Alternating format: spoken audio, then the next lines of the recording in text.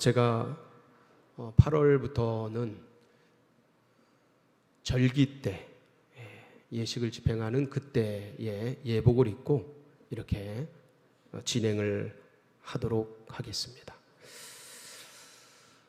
코로나19가 그동안 7, 8개월 저희 삶을 고단스럽게 하였습니다. 그리고 저희는 온 세계는 이 코로나19로 인해서 참으로 지금 현재도 어려움을 당하고 있습니다. 제가 여러분에게 하나 여쭤보겠습니다. 코로나19가 찾아온 이유가 무엇일까요? 코로나19를 우리 인류가 맞이하게 된 이유가 무엇인가? 여러 가지 대답을 할 수 있을 것입니다. 그 여러 가지 대답 중에 첫째 얘기를 한다면 아마도 인간의 실수, 인간의 연약함이겠죠. 연구가들, 과학자들이 바이러스를 다루다가 실수를 해서 퍼져나가서 코로나가 전염될 수 있는 것이죠.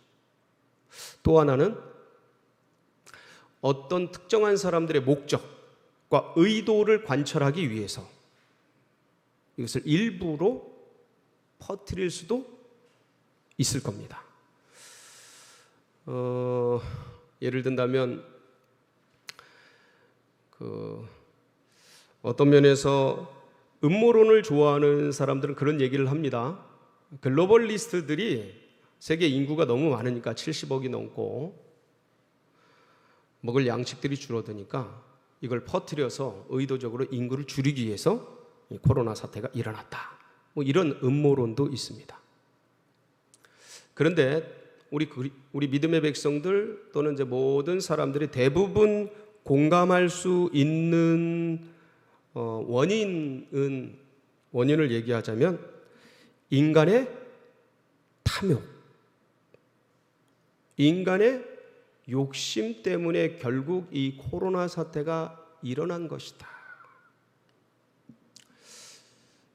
대부분 이제 공감을 하실 겁니다. 이것을 신앙적으로 얘기하자면 죄에 대한 대가다, 형벌이다. 다른 말로 하면 하나님의 심판이다. 제가 여러 가지를 말씀드렸습니다. 여러분은 어떻게 생각하십니까? 다일 수도 있겠고요.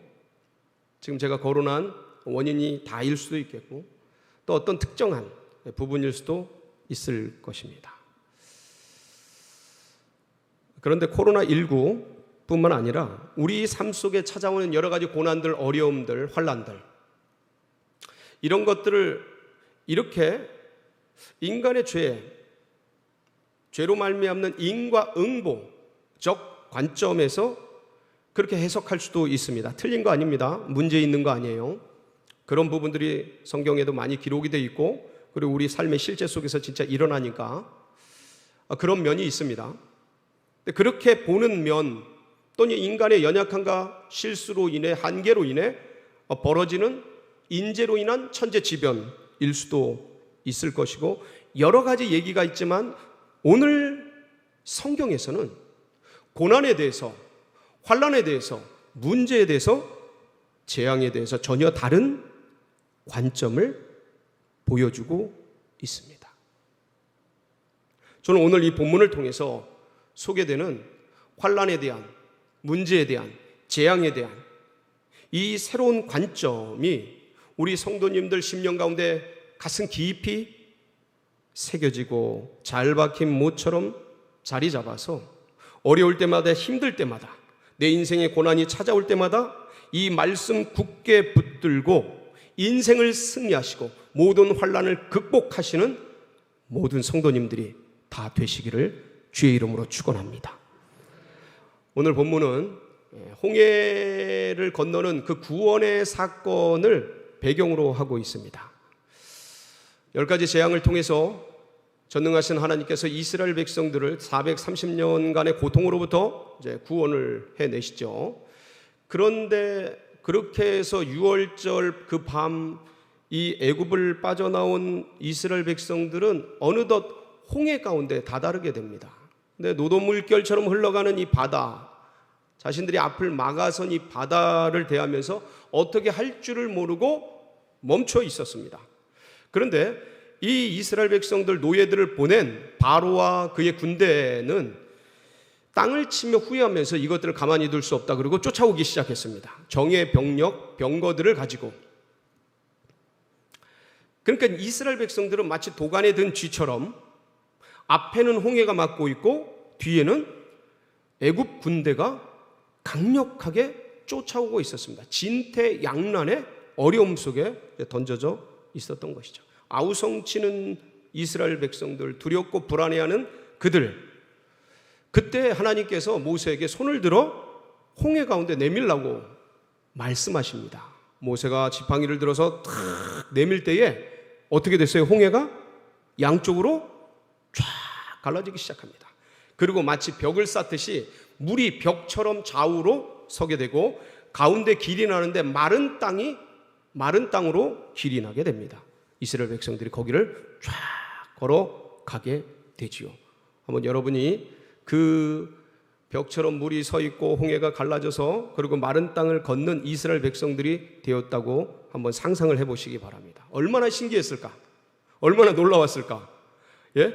마치 어항처럼 옆에 쫙 그냥 벽처럼 물이 서 있는데 거기 건너편에 보면 물고기들이 막 보였을 수도 있을 것이고, 너무 신비롭고, 그러면서 야, 이거 걸어가도 되는가?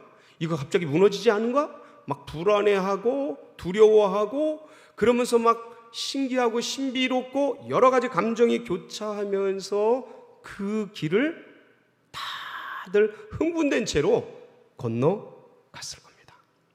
근데 그 뒤에 또 놀라운 일이 벌어졌어요. 어떤 거냐면 그 애굽 군대를 막고 있었던 구름기둥 불기둥이 쫙 걷어지더니 이때다 싶어서 애국 군대가 이스라엘 백성들을 쫓아오기 시작합니다.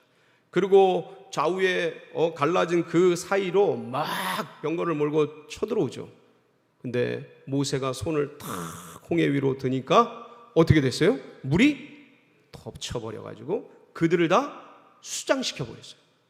시체들이 그 바닷가에 나뒹굴게 되는 엄청난 역사가 일어났어요. 그러니까 여러분, 이게 길이 갈라지고 홍해가 갈라지는 것도 기적인데, 이스라엘 백성들이 건너고 이 애국 군대가 들어왔을 때 덮친 것 또한 기적이에요.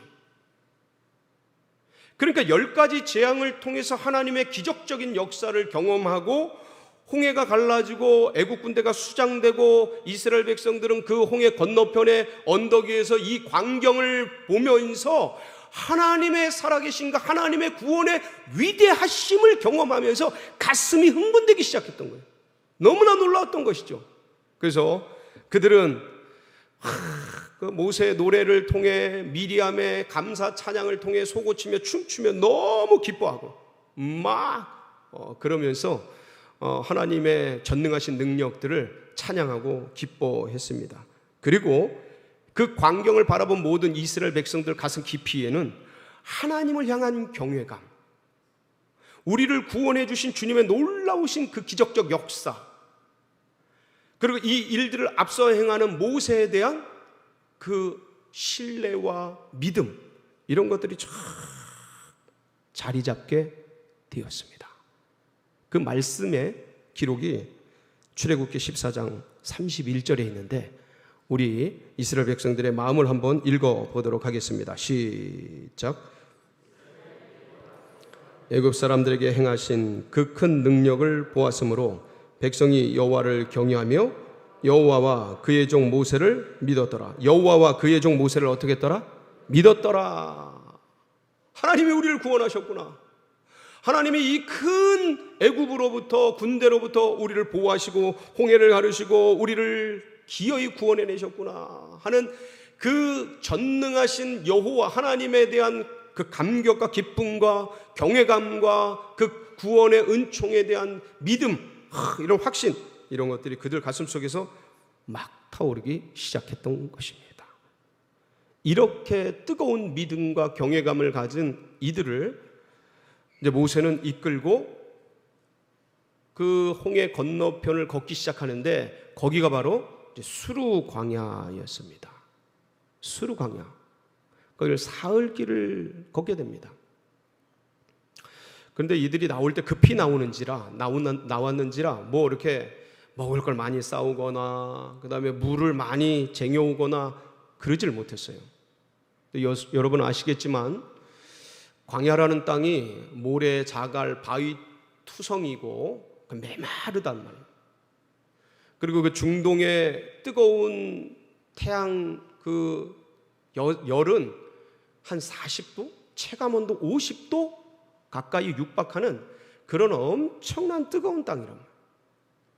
그러니까 거기를 걷는데 목이 마려웠고 지치고 힘들고 녹초가 되었어요. 그 길을 걷고 언제쯤 물이 있는 곳에 다다를까? 언제쯤 오아시스가 나올까? 이들은 그 사흘간 지친 걸음을 이끌고 드디어 마침내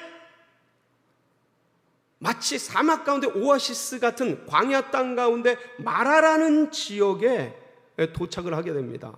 거기 물이 있었던 거예요. 모든 백성들은 와 너무 좋다 그러고 도착한 마라에서 물을 먹을 수 있고 뭔가 쉼을 얻을 수 있을 것 같은 그런 기대감에 다들 너무 흥분했겠지요. 근데 물을 먹으려고 봤더니 물이 어떤 물이었어요? 쓴물이었어요. 쓴물. 쓴물이라 하면 이게 못 먹는 물을 말해요. 결국은 식용이 불가능한 물을 말하는데 이게 왜 식용이 불가능할까에 대한 여러 가지 견해들이 있습니다. 이게 석회수가 너무 많아서 먹기에 돌가루가 많아서 한마디로 못 먹는다라는 얘기부터 어떤 짐승의 사체가 들어가서 물이 썩어서 못 먹는다 여러 얘기가 있는데 결론은 뭐냐면 못 먹는 물인 거예요. 먹을 수 없는 물이에요. 쓴물이라고 하는데 그래서 마라라는 단어의 원뜻이 쓰다라는 뜻이에요. 쓰다. 그러니까 이들이 기대를 가지고 마라 지역에 도착을 했는데 물이 써서 못 먹겠는지라 그들 속에서 원망이 터져나오기 시작합니다.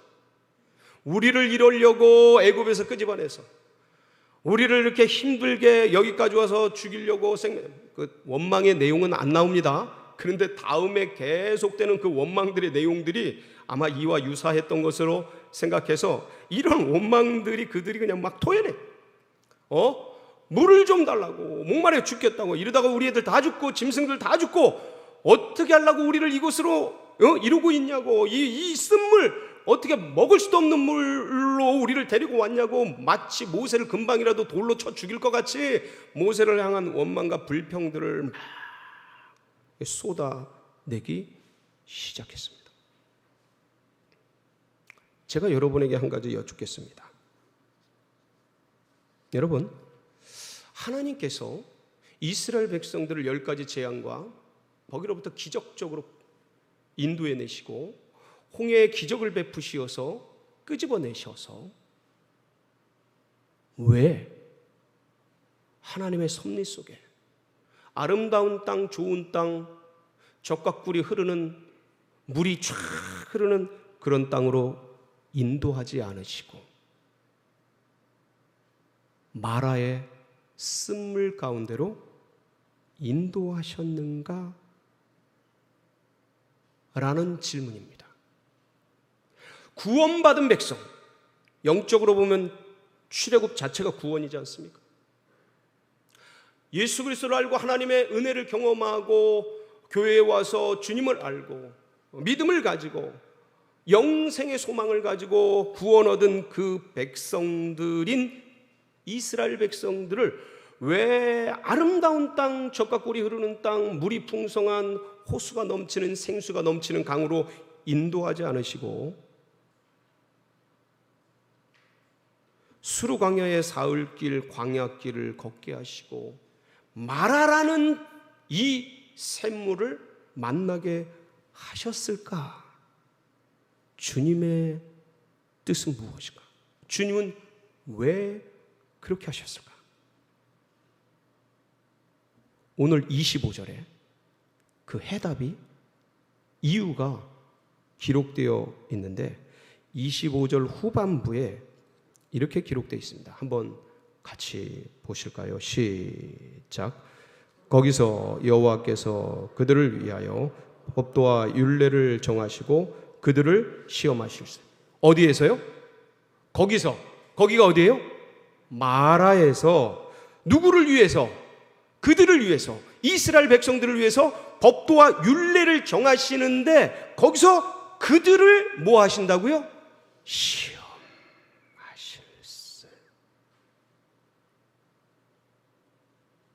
여러분, 하나님은 결코 시험 받지도 않으시고 시험하지도 않으십니다. 이 시험은 템테이션, 즉 유혹을 의미합니다. 근데 여기에서 그들을 시험하셨다, 이스라엘 백성들을 시험하셨다라는 이 시험은 테스트입니다. 그러니까 그들을 연단하셨다라는 의미도 되는 것이고요, 그들을 시련하셨다, 정확하게 시험하셨다, 그러니까 맞는 말씀이죠. 자, 그런데 하나님은 이스라엘 백성들을 무엇을 시험하셨을까요? 기억하십시오. 이스라엘 백성들은 사흘 전 하나님의 전능하신 기적 10가지 기적을 경험하고, 그리고 홍해의 놀라운 역사를 경험하고 구원받은 백성들이었습니다.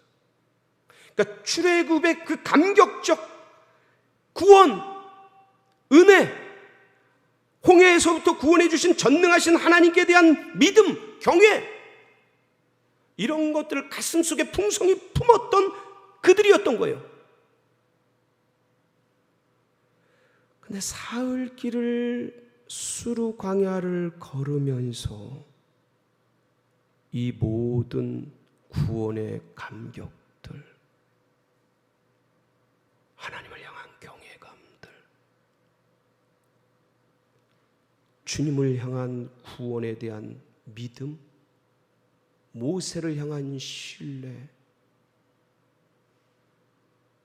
그것들이 진짜였는가, 진짜 있는가, 그게 진짜 네 속에 있는가를 볼 수 있는 진위를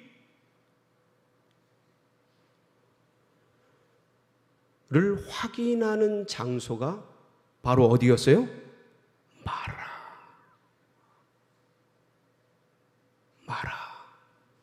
마라라는 고난이었어요.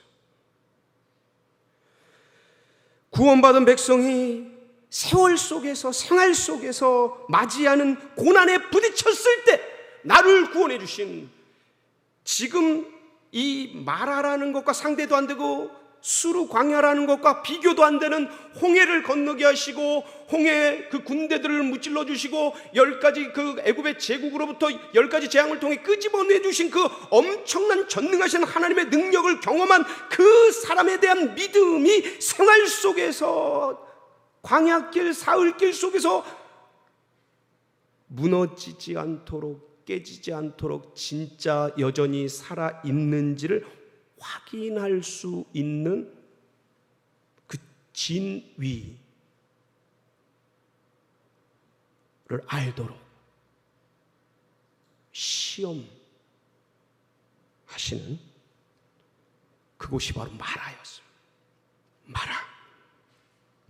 그래서 구원받은 백성들로 하여금 생활 속에서 그 뒤에 부딪히는 여러 가지 문제들이 있지 않겠습니까? 고난과 환난과 어려움과 인생길에 부딪히는 수많은 광야길에서 닥치는 여러 가지 고단스러운 일들이 있을 때마다 우리가 그 상황에 빠지지 않고, 환경에 빠지지 않고, 그 어떤 처지와 사건에 우리의 의식과 사고와 믿음이 빼앗기지 않고, 매몰되지 않고 종로로 타지 않냐고 우리의 마음과 생각을 지켜,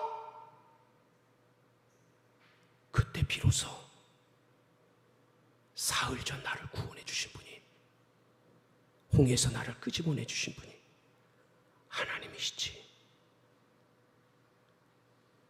라는 믿음으로 살도록, 그럴 수 있는 존재인지, 네가 진짜 그런 믿음이 있는지를 확인하는 곳, 그게 마라입니다. 어떤 사람은 걸려서 넘어질 수 있겠죠. 쓰러질 수 있겠죠. 어떤 사람은 나의 연약함을 보고 내 안에 원망과 불평과 실망감, 어려움들이 일어나는 걸 보면서 내가 이런 연약한 존재였구나. 고난을 만나보니까 내가 진짜 이것밖에 안 되는구나. 야, 진짜 간쓸게 다 내주고 모든 주님을 위해서 죽을 내 생명도 내줄 것만 같았는데 실제적으로 삶 속에서 마라를 만나보니 내 입에서 나오는 게 신뢰와 믿음과 주님을 향한 찬양이 아니고 불평과 원망과 어려움과 내 실제가 이렇구나 라는 것을 아는 지점, 그게 마라인 것이죠. 마라. 여러분, 우리들은요, 주님의 백성들은 구원을 얻은 후에도 인생의 수많은 어려움들, 고난들, 마라들이 찾아옵니다.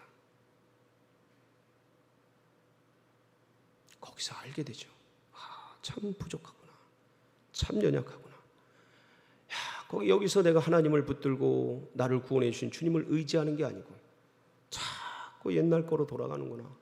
또다시 은행 잔고를 보고 또다시 사람을 붙잡으려고 그러고 또다시 넘어지고 쓰러지고 그런 자신을 확인하면서 그대로 내 속에 이런 게 있구나. 거기에 무너지고 종노릇하는 것이 아니고 그것을 다시 한번 주님 앞에 씻어내고 다시 한번 회개하고 돌이키면서 주님을 붙들고 일어날 수 있는 계기 또한 마라입니다.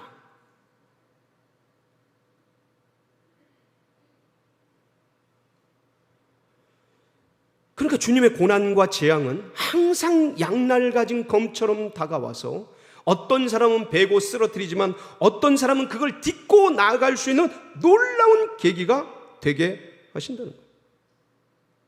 그러면서 주님, 저는 이것밖에 안 됩니다. 제 안에 이런 불평밖에 안 납니다. 제 안에 이런 잔재주밖에 안 납니다. 제 안에 이런 참 쓰레기밖에 없습니다. 제 안에 이런 죄덩어리밖에 없습니다. 그 고난 앞에서 마라 앞에서 터져나오는 나의 실존, 나의 실상, 나의 믿음의 실체를 들여다보면서 하나님, 저는 이거밖에 안 됩니다. 저는 이렇게밖에 반응하지 못합니다. 이런 고난과 어려움, 코로나19 있을 때 저는 이거밖에 안 됩니다 를 확인하면서 내가 얼마나 연약한 존재인지를 볼 수 있는 장소, 마라. 그들을 위하여 시험하는 곳.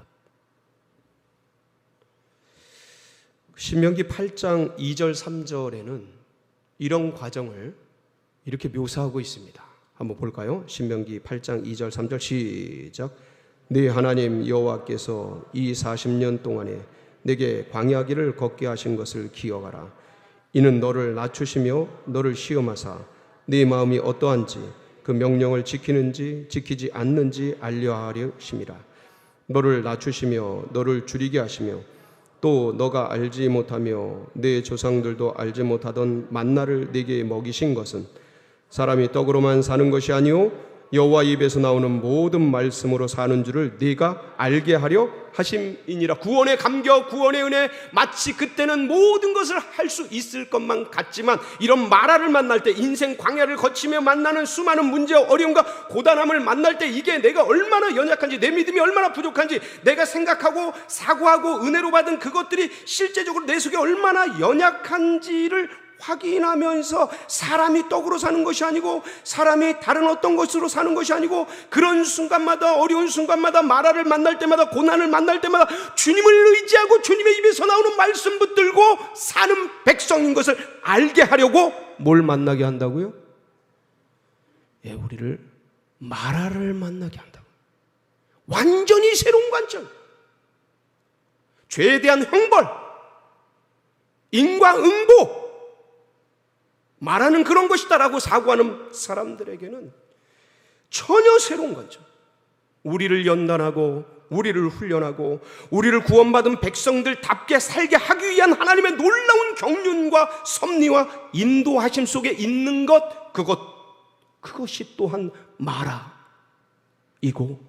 그게 또 하나의 우리 인생의 고난일 수 있고, 그게 또 하나의 환난과 재앙일 수 있는데, 이것을 우리가 받아들일 때, 이렇게 받아들이면 이것이 우리를 마치 폭풍으로 인해서 더 빨리 주님께 갑니다 라고 고백하는 것처럼, 이 인생의 재앙과 고난과 어려움들로 인해서 주님을 더 깊이 닮아가고 더 깊이 따라가고 더 빨리 갈 수 있는 놀라운 반전의 역사가 이 마라 속에 숨겨져 있다라는 것이지요. 그리고 보면 사랑하는 성도님들, 이스라엘 백성들만 이 일들을 겪은 게 아니고 아브라함을 생각해 보십시오. 아브라함이 갈대아 우르와 하란에서 가나안 땅으로 가라는 하나님의 말씀을, 부르심을 받고 가나안 땅으로 들어가지 않습니까? 가나안 땅에서 아브라함을 기다리고 있었던 건 무엇이죠? 가뭄과 기근. 그래서 애굽으로 피난 가지 않습니까? 하나님이 부르셨는데 왜 가뭄과 기근이 있는가라는, 이게 죄에 대한 형벌인가? 아니, 그렇지 않아요. 여러분, 다윗에게 사무엘을 통해서 그 8 아들 중에서 기름 부음을, 왕의 기름 부음을 받게 하지 않습니까? 막내 다윗에게. 그러고선 사울의 고대디 고단 환난과 풍파 속에서 10여 년이 넘는 세월 동안 피난민 생활을 합니다. 도망자 생활을 해요. 이게 과연 죄의 대가였는가? 요셉이 하나님의 꿈을 꿉니다. 창세기 45장 보면 요셉이 그게 하나님의 꿈인 것을 알게 되지요.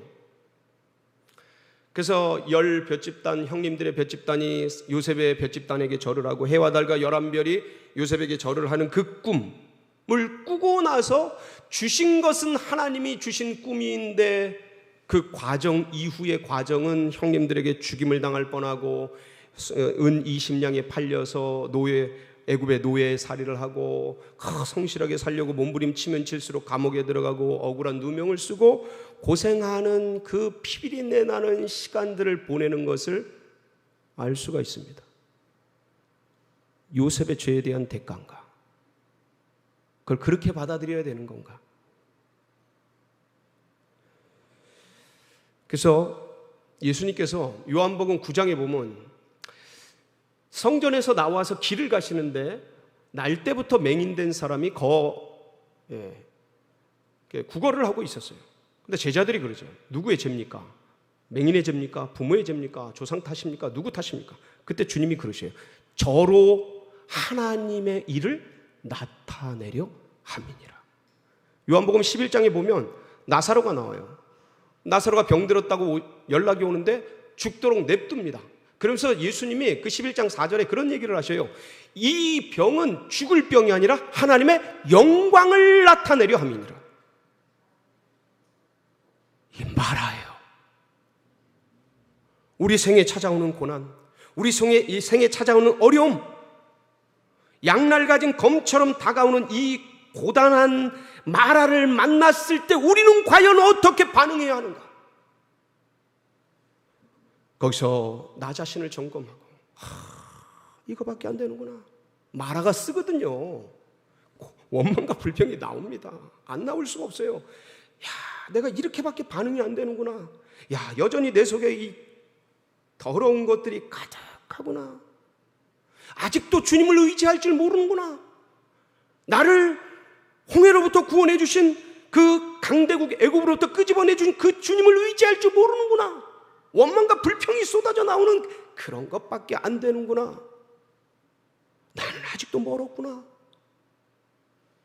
이런 일들로 목마른 것 때문에 하나님이 잊혀지고, 사흘길 인생 광야를 걸었다고 주님이 없어지고, 내 방식 내 뜻대로 내 소견에 오른 대로 뭔가를 하려고 하다니,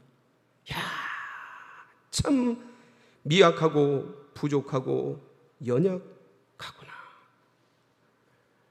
나 자신을 인식하고, 사람이 떡으로 사는 것이 아니고 돈으로 사는 것이 아니고 인맥으로, 자녀로, 명예로 사는 것이 아니고 오직 하나님의 입으로부터 나오는 살아있는 레마의 말씀, 그 말씀 예수 그리스도를 붙들고 사는 그 백성 되게 하시려고 주님이 우리의 인생길에 마라를 만나게 하셨습니다. 사랑하는 성도 여러분, 저는 이 마라를 통해 오히려 우리가 새로운 세계로 도약하자, 이전보다 더 큰 미래로 나아가는 발판이 되게 하자. 이 마라에서 하나님의 말씀대로, 명령대로 모세가 그 나뭇가지를 쓴물에다 던집니다. 어떻게 돼요? 단물로 바뀌어요. 해결책은 누가 가지고 계셔요? 하나님이 이미 가지고 계시고, 이미 우리 인생길에 필요한 것들을 다 섭리하고 계십니다. 그리고 이들을 그 감람나무가 70그루 넘게 쫙 펼쳐져 있고 12샘들이 펑펑펑 터져 나오는 엘림으로 결국 이스라엘 백성들 인도에 가셔요. 하나님의 로드맵이에요. 하나님의 로드맵. 하나님이 이미 섭리하고 계획하고 계신 거예요. 그러니까 우리를 죽이려고 하고 우리를 그냥 환난 자체로 무너뜨리려고 하는 게 아니고, 예레미야 29장 10절 13절을 보면 하나님의 마음이 이렇게 표현되어 있어요. 한번 볼까요? 시작. 여호와께서 이와 같이 말씀하시니라.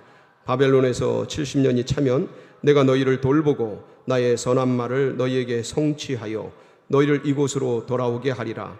여호와의 말씀이니라. 너희를 향한 나의 생각을 내가 아나니 평안이요 재앙이 아니니라. 너희에게 미래와 희망을 주는 것이니라. 너희가 내게 부르짖으며 내게 와서 기도하면 내가 너희들의 기도를 들을 것이요 너희가 온 마음으로 나를 구하면 나를 찾을 것이요 나를 만나리라. 여러분, 이거 70년 바벨론 포로고요, 바벨론에 의해서 이스라엘 자체가 전쟁 속에 멸망당하는 그런 사건입니다. 이게 근데 이 사건이 내가 너희를 향한 생각을 내가 아는데 재앙이 아니라는 거예요. 어떤 사람에겐 재앙으로 보이겠죠. 근데 하나님은 재앙이 아니라는 거예요. 어떤 사람에겐 저주같이 느껴지겠죠. 근데 하나님은 재앙이 아니라는 거예요. 너희들에게 평안을 주고 미래와 희망, 소망을 주려는 게 하나님의 본뜻이라는 거예요. 이 마라를 만나게 하는 건 너희들에게 율례와 규례를 만들어 하나님 말씀 붙들고 살 수 있는 그런 민족을 만들기 위해서 마라를 만나게 하시는 것이고, 이것이 주님의 본뜻이 아니고 이걸 넘어서 그래 진짜 그걸 견딜 만한, 믿음 붙들고 이길 만한 그런 존재가 되어서 어디로 이끄시려고 하는 거예요? 단물로, 엘림으로, 평화의 나라로, 영생의 나라로, 주님 품의 안식의 나라로 주님이 이끄시려고 하는 것이 주님의 본뜻이고 섭리인 것을 믿으시기 바랍니다. 그래서 이 길로 주님을, 이 믿음을 굳게 붙들고 고난에 대한 새로운 관점을 가지고, 날 죽이려고 하고 나를 무너뜨리려고 하는 것이 아니고 나를 연단해서 주님께 더 큰 믿음으로 주님의 장성한 분량까지 나아가게 하려는 재앙이 아니라 훈련이고 연단이구나 라는 믿음으로 여러분에게 닥친 마라를 승리하시기를 축복합니다.